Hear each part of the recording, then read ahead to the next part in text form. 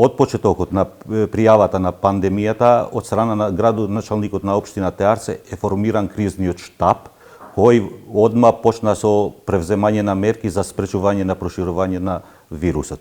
Како мерка за спречување може да напоменаме дека одма почнавме со дезинфекција на јавните објекти, исто така е направено и дезинфекција на сите улици низ територијата на општина Теарце.